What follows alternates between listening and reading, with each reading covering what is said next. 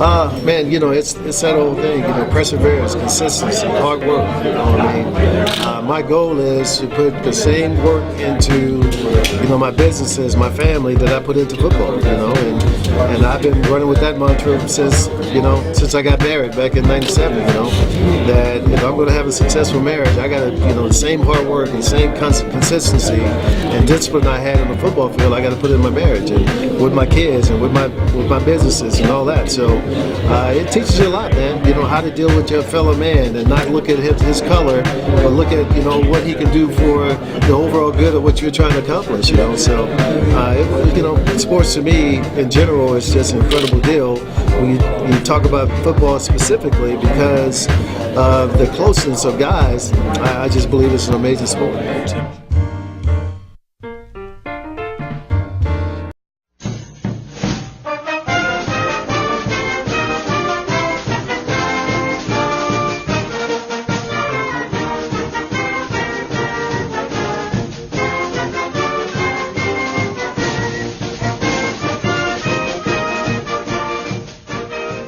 Welcome to another edition of Talking Ball with the Czar. I'm Emory Hunt, the Czar of the Playbook, here on the campus of Clark Atlanta University with head football coach Kevin Ramsey. Coach, I appreciate you taking time. Oh, always time to good for you, Emory. Well, here's the thing, Coach. Defense has been your calling card your entire career, both as a player and as a coach. How important is establishing that side of the ball first before anything else? Always big, and in every place as assistant, and as a coordinator, it has been on defense side of the ball because I think the tempo is set on that side of the ball, the pride that is on that side of the ball, and most of all, being here, I have Dexter Jackson on my staff who was with me at Alabama State and grooming those younger guys to take over as coordinator. And I had 3 defensive coordinators this season. Dexter Jackson did 3 games. I had Braxton Kelly who did 3 games, and Milton Patterson coordinated 3 games. So we're gonna come out this spring as one of those guys that's a defense coordinator. Now, do you look at developing on the defense side? You think that's helped you get this offense up to speed? Because quite honestly, the offense has started to catch fire since you've gotten here. Well, at first, I had to make it kind of like offensive friendly, you know what I mean? Mm-hmm. But after making that friendly, we go live blitz period, versus our blitzes and our zone dogs. And as we turned up the heater, so to speak, our offenses responded very well. So when they get blitzes and zone dogs, by us practicing every week, it definitely was an upgrade for our offense. Both players and coaches speak highly of your ability to develop talent, and they say you're a great developer of talent and also a great recruiter. How important is that in college football, and do you feel as though it's becoming a lost art? It's definitely become a lost art. I was talking with Terry Farrell, who I coached at Tennessee, and I was like, Terry, hey man, there's still that small meeting room with players and coaches, man, where playbooks is written at a 3rd grade level, and you're just having a lot of fun. And because you violate 3 things in this ball game. You violate your eyes, your hands, and your feet. And keeping it to that format is big. And the other big part is to understand what true talent is, because a lot of identifying a talent ain't so much of who are the top-ranked quarterbacks and the top-ranked corners. It's just watching film yourself and saying, that kid a ball player, regardless to who's recruiting him. Mm-hmm. Matter of fact, we had a cornerback out of Alabama that could have played for me anywhere, Kamari Jackson. And then we had a kid that's from Baldwin County in South Georgia, Kenneth Morgan, who was a quarterback. And you know how that is. To me, to this very day, quarterbacks has made the best defensive backs for me. So when a lot of people say, the top 3 corners and the top 3 safeties are in this area, somewhere that top 3 quarterback, primarily the top 3 safeties, is really a quarterback playing high school quarterback somewhere. Now, when you look at the recruiting part of it, are kids still in tune of, hey, coach can make me better? Because you see it nowadays. It's different than when we played, where you used to go to a program. Now kids may choose school because of the uniform. They forget about who's coaching. Do kids buy into the fact that you can't get them ready to play? Yeah, I still got this right here. And look, and I share this with you. And that goes all the way back to Northwestern Clinic in the back, where they see the pictures. Mm-hmm. They see the pictures, man, and That's still big, where you show kids, you say, hey, this is what I teach.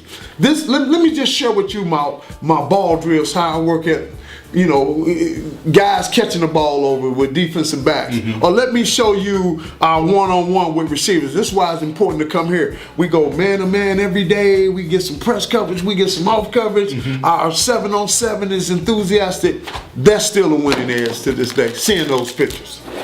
Coach, this has been a proud program historically. My old high school coach played here back in the G. And when you look at this program, since you've gotten here, they've gotten better and better. Where have you seen the growth, and where do you think this place still has to go? Well, I tell you, the support I got from the alums here has been tremendous, and it has certainly been the end of our beginning. We got in here.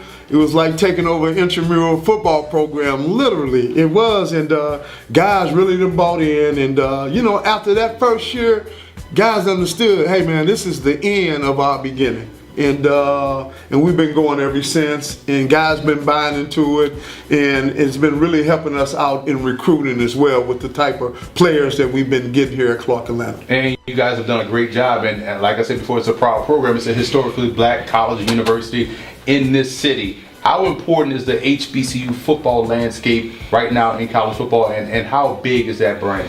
When people understand the history about this league, and the tradition with the Tuskegee and the Clark Atlanta ball games that goes over 80 years, and just the whole makeup, if you look at the SWAC, they were born out of what? This conference. And so with that type of rich history, and then as far as Division II is concerned, our league win year in and year out with fan attendance. And I think our best is yet to come. And your business and what you're doing, we just need to get our props as far as the exposure that is due to us, primarily when it comes to a prestigious atmosphere like this at the AUC. When you got a Clark Atlanta, you got Morehouse, and you got Spelman right here in Atlanta.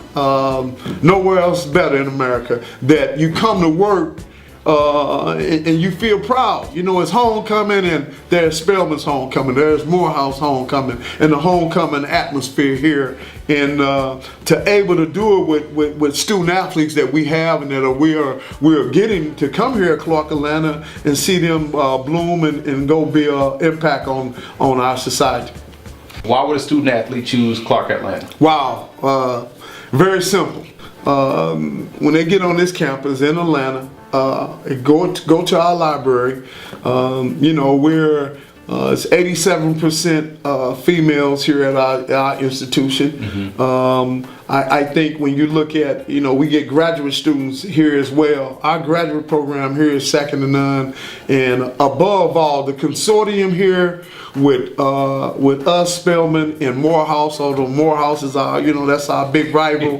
I still have to give props to the consortium in the AUC here that's in Atlanta. It is second to none. And I've been on the West Coast, been up north at Northwestern, Tennessee, Georgia, Arizona State. This place is second to none. Hey, Coach, I've seen the growth. I've seen the position that you've been in when you put guys in position to win. And I see it already happening for Clark Atlanta. We wish you the best of luck, Coach. Appreciate it. Appreciate what you're doing. Looking forward to your growth. Oh, appreciate that, Coach. Right now.